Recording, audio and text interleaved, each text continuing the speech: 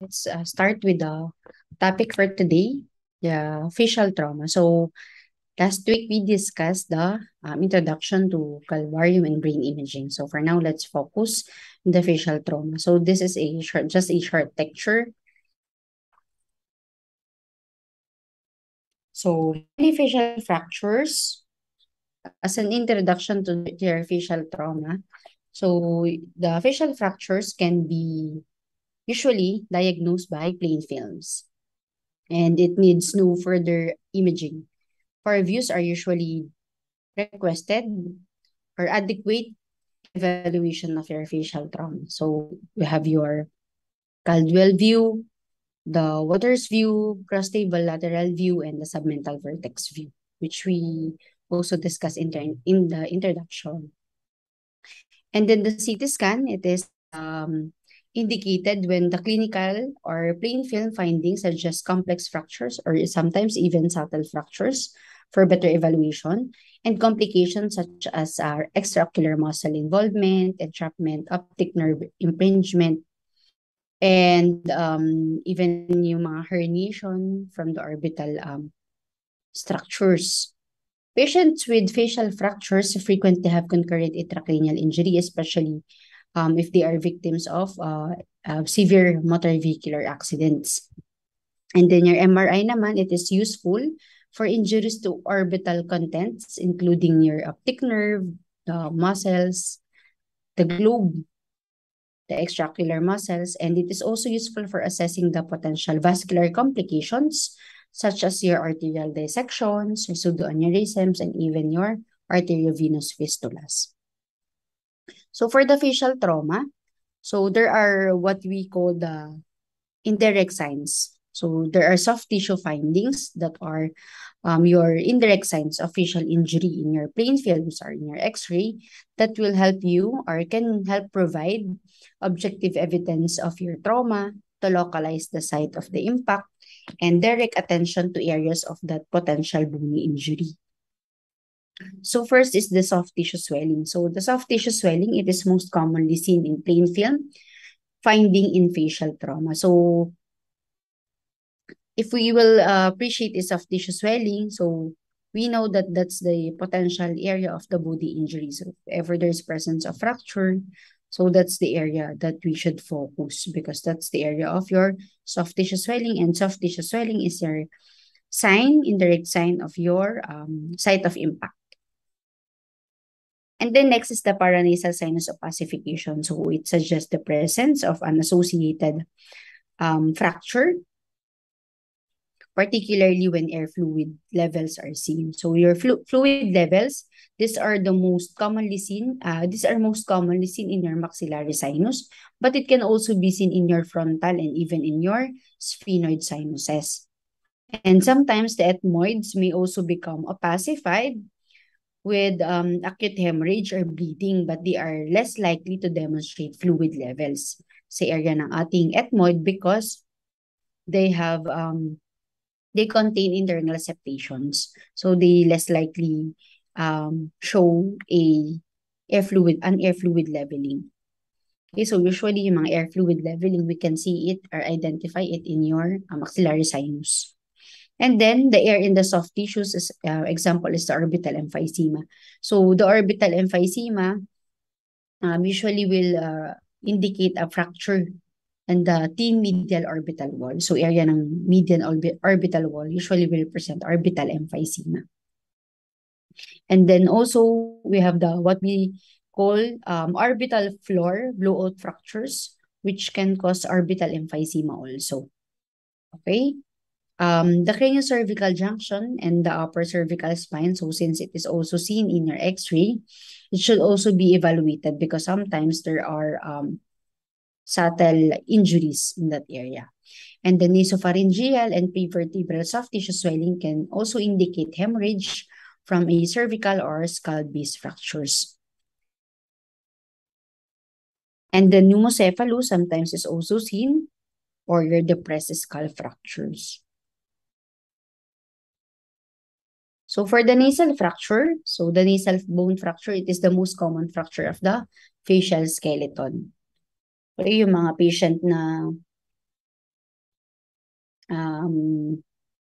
merong assault. Okay, so usually dito sila nagkakaroon ng fracture sa nasal bone. And the fracture of the nasal bone may be transverse or longitudinal, and it is they can occur as an isolated injury or in association with other facial fractures. It frequently results in depressed fracture of one of the paired nasal bones without associated ethmoidal injury. The nasal fractures are usually clinically evident and do not require radiologic diagnosis because when you see the patient, sa presentation pa lang ng patient, you know na if there's a fracture or not. Okay, so it usually clinically evident and do not require radiologic imaging, but you have to document it. So you need to have an X-ray for the patient for the documentation of the injury, but they are not generally not useful for the management and often unnecessary. Okay, because so again, the nasal fractures may be transverse or longitudinal. The longitudinal fractures can be confused with your sometimes nasomaxillary suture and nasociliary grooves. And then your transverse fractures naman of the nasal bones are more common and are easily detected because they are oriented perpendicular to the normal suture line. So they are easily detected, the transverse fracture than your longitudinal. So this is an example of a soft tissue lateral X-ray. So this is a normal soft tissue lateral X-ray. So the nasal bone is intact. But this one, there is an obvious fracture in this area. So complete minimally displaced fracture of the nasal bone. Okay, so this is an example of your nasal fracture. So this one naman is an example of your axial CT scan showing you a non-displaced nasal bone fracture in the right and a depressed nasal bone structure in the left. Okay, so this is an example of your nasal bone fracture. Next is the orbital trauma fracture. So the orbit is involved in number of facial fractures, including your tripod, Le Fort, and nasoethmoidal complex fractures. Okay, so in these three common fractures, tripod, Le Fort, and nasoethmoidal, the orbit is always involved. Okay, so orbital floor fractures, they are usually linear when seen in association with other facial fractures. And isolated orbital wall fractures usually involve either the medial or the orbital. So yun yung common na nafa-fracture sa orbital, the medial and then the orbital floor. And then medial wall fractures are detected on plain films by the presence again of your orbital emphysema. That's what I have said earlier, and the pacification of the adjacent sinus. And then it is visualized on axial or coronal CT scan. And we also have that what we call the blowout fracture. Okay, so it is often associated with herniation of the orbital content. So this comminuted orbital floor fractures or your blowout fractures, it is seen as an isolated injury and result from a direct blow to the eye. So okay, so and it is usually associated with herniation of the orbital content, sometimes the muscle and orbital fat. And then we also have this blow-in fracture. The blow-in fracture naman, it is fragments from the orbital floor which buckles upward into the orbit. So that's your blow-in fracture. So again, kapag may herniation of the orbital contents to the adjacent sinus or the maxillary sinus, that's your blowout. But if the part or fractured fragment of the orbital floor buckles upward, so that's the time you call it your blow-in fracture. So this is a diagram of the orbital floor blowout fracture. So as you can see, there's a sudden increase in the intraocular pressure from a direct blow to the eye, which can lead to comminuted fracture of the orbital floor. So which will result to your blowout fracture and with associated herniation of the orbital contents in the ipsilateral maxillary sinus or the same side maxillary sinus. And then you will see air fluid level in the sinus secondary to bleeding or hemorrhage.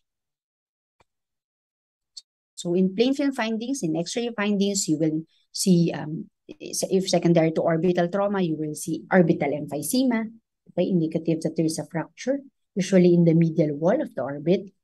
And then fluid level in the ipsilateral maxillary sinus, indistinct orbital floor on Waters' view, soft tissue representing prolapse orbital contents in the superior aspect of the maxillary sinus. So these are the findings in your X-ray, skull X-ray, and Waters' view. Okay, AP, skull X-ray, and Waters' view. So this is an example of your orbital emphysema, as you can see. Okay, if you compare it to the right, so there is a lucency in the superior area of the orbit. If you compare it in the normal, so there's no lucency in here, but this one there's lucency, which is abnormal. So it may be secondary to a fracture. And then you also see a air fluid level in this area.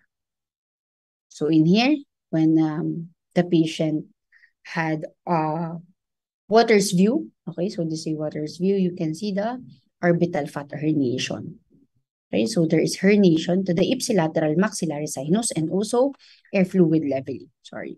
So there's also air fluid leveling in this area, secondary to your bleeding. So this one, is this a normal or your abnormal findings? What do you think? This Waters' view X-ray. So you have to carefully evaluate the image, the bones. So, but this one for maybe for some, you will not it's not easy for you to detect the fracture, but it's really here. Okay, so we have the orbital fracture in the right. Okay, we have the orbital fracture in the right. We have the teardrop sign, which is a sign of your herniation. Also in this area, there's air fluid leveling. Okay, so there is a blowout fracture, orbital blowout fracture in the right. Okay, there's air fluid leveling, there's teardrop sign, there is orbital floor fracture in the right. So this is just a naka-zoom lang to for you to better see it, that there is orbital fracture, orbital floor fracture in that area. There is depressed or orbital floor. Okay, and this is the area of the ipsilateral maxillary sinus where you can see the air fluid level secondary to your hemorrhage.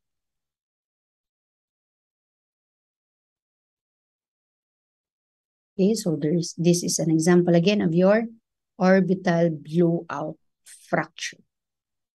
The next is the fracture of the zygoma. So for the fracture of zygoma, so your zygoma or cheekbone is one of the common sites of injury in fractures that involve multiple facial bones. The zygomatic arch fractures may occur as an isolated finding or as a part of your zygomatico-maxillary complex, or which is your tripod or quadripod or trimalar fracture, which we'll be discussing later. So the comminution and depression are frequently seen with zygomatic arch fractures. And on plain films, the zygomatic arch is best visualized or evaluated on your submentovertex view like this one. So this is an example of your submentovertex view in X-ray where you will better appreciate the zygomatic arch, right and left. So as you can see in here, so it's quite obvious that there is a fracture in the right zygoma. Sorry.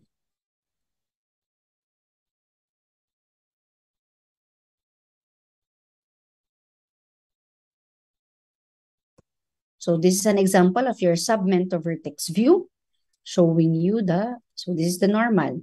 So showing you that there is a smooth, no evidence of break in both zygomatic arch or zygomatic bone.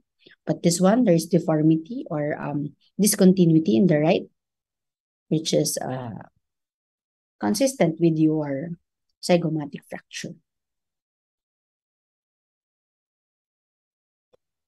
So another view, your occipitomental view in this one. So it's obvious then, so right, that there is a fracture in the zygomatic bone. And if you do an occipitamental 30 degrees angulation, you will see it like this one. So I think this is the same patient. This is her occipitamental view, and this is occipitamental 30 degrees angulation, showing you the fracture in the right zygoma. So that's your zygomatic fracture. And the next, we'll go to your fractures of the midface, or your Le Fort fractures. So you have to know this. You have to understand this, because many times you will ask about this Le Fort fractures.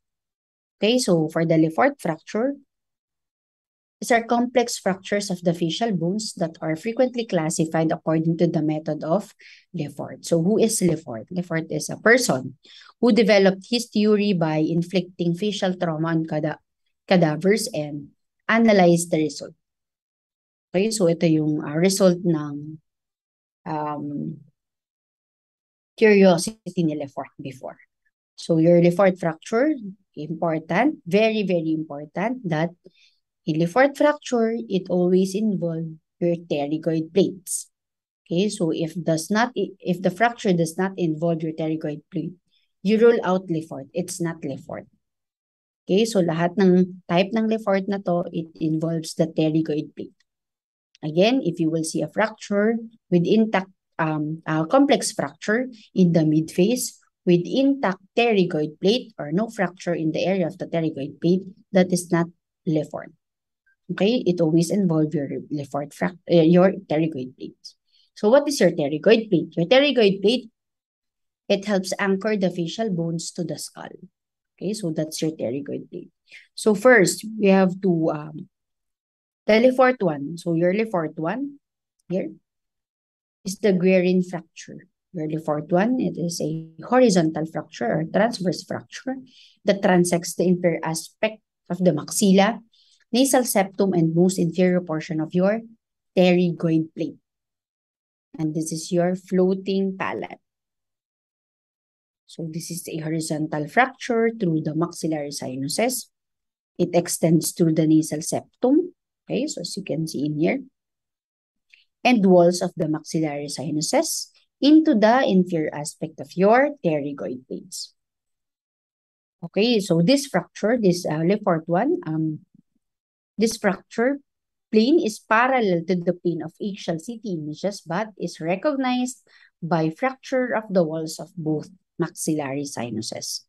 And this fracture is well seen in your coronal plane, coronal view in CT scan. Okay, so this is your Le Fort one, the Guerin fracture, and the floating palate. And the next is the Le Fort two. So Le Fort two, this is a fracture that produces a pyramidal shape. Okay, so Le Fort two, it involves the nasal bone, yung bridge ng nose, the frontal process of the maxilla, the medial orbital wall, the inferior orbital wall, your maxillary sinus, and then again, the pterygoid plate. Okay, so again, the pterygoid plate. So it is pyramidal in shape, involves the nasal bridge, nasal bone, frontal process of the maxilla, the medial orbital wall, the inferior orbital wall, the maxillary sinus, and also your pterygoid plate. So this is your floating maxilla. So as you can see in here, this is your floating maxilla. Pyramidal shape, Le Fort 2. And then the next is the Le Fort 3. The Le Fort 3 naman, it produces craniofacial separation. Okay, as you can see in here, there is craniofacial separation. That's your Le Fort 3 or your floating face. So this one naman is a horizontally oriented fracture through the orbits. You can see, so it's through the orbits. It is a horizontal fracture. It begins near the nasofrontal suture. Okay, nasofrontal suture, and extends posteriorly to involve your nasal septum, then the medial and lateral orbital walls, the zygomatic arch and base of your pterygoid plate. So sa ating Le Fort 3, the involved part of the pterygoid plate is the base. Okay, so this is your floating face. Okay, so this Le Fort 2 and Le Fort 3 can result into your dish face deformity and malocclusion. So again, your Guerin fracture is the Lefort one, the floating palate also. Lefort 2 is pyramidal in shape, floating maxilla. The Lefort 3 is the craniofacial separation or disjunction, and also your floating face. So this one, so what's the pterygoid plate? So this is an important structure in your Lefort because if it does not involve, so that's not Lefort. Okay, so this one, we have the lateral and medial pterygoid plate in right and left. So it should be involved for us to diagnose that it is a Lefort fracture.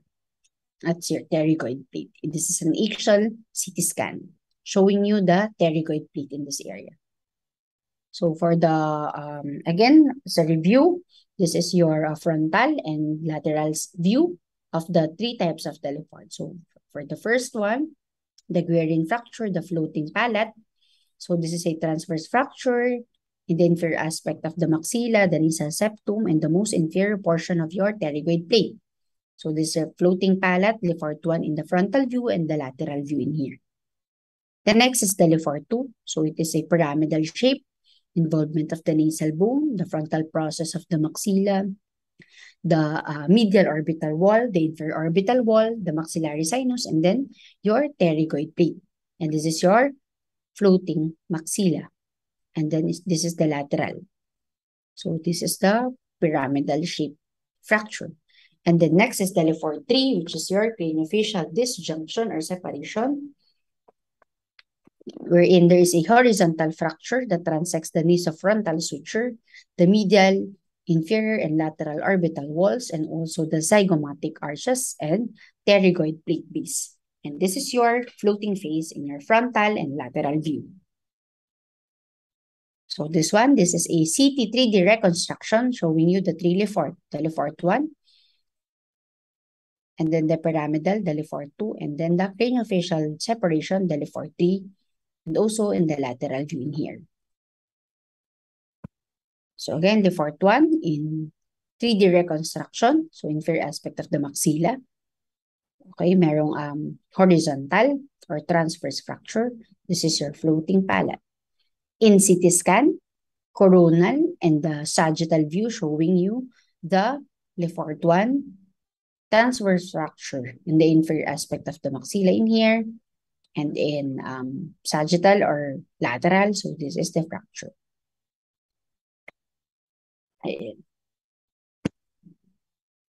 So that's your Lefort 1. And then Lefort 2, so as you can see in here, so obvious, the pyramidal shape fracture involving the pterygoid plate. This is your Lefort 2, the floating maxilla. And then in your Waters view, so this is Waters view, you can see that there is a fracture in the frontal process of the maxilla, involvement of both maxillary sinuses, the nasal bone, the medial orbital, and the inferior orbital floor. So this is your Lefort 2 pyramidal shape, the floating maxilla.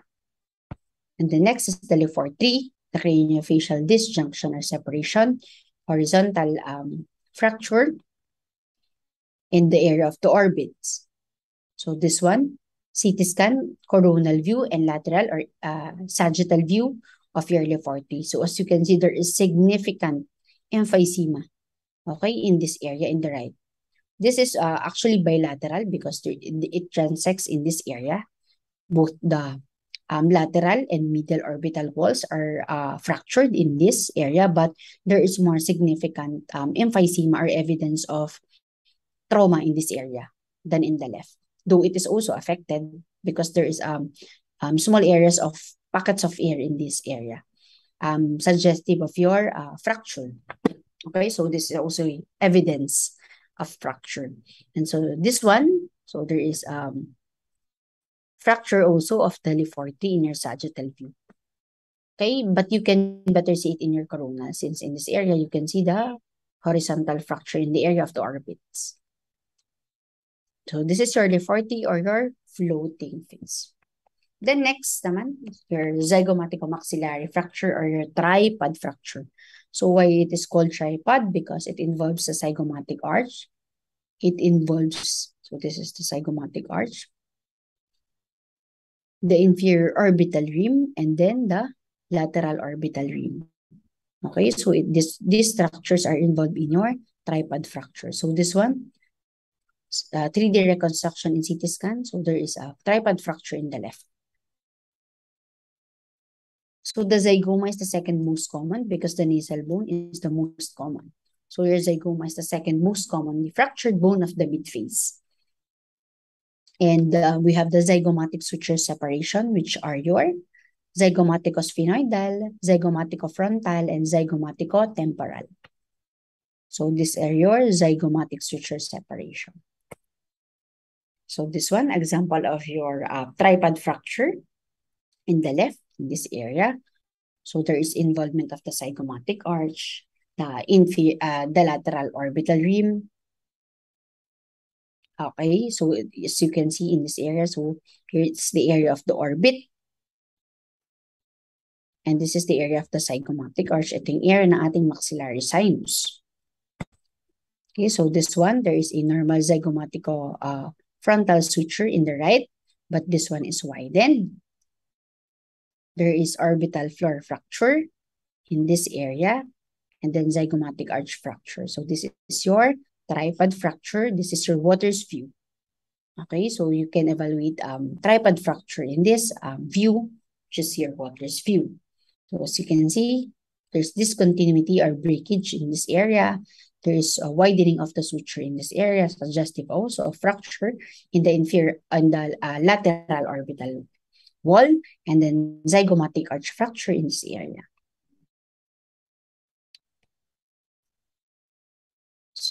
So the next, another example of your tripod fracture in your occipital 30 degrees angle. So in your soft tissue swelling.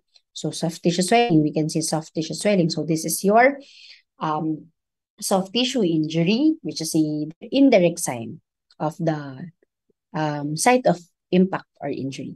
And then your fracture in the inferior orbital. Okay, so there is fracture in the zygoma. So again, this is your fracture of your tripod fracture in the left. If you compare it here, okay, so we have no fracture in the inferior orbital wall. The zygomatic arch is intact. So this is an intact right zygoma. So I think this is the last slide for this lecture. Do you have any questions?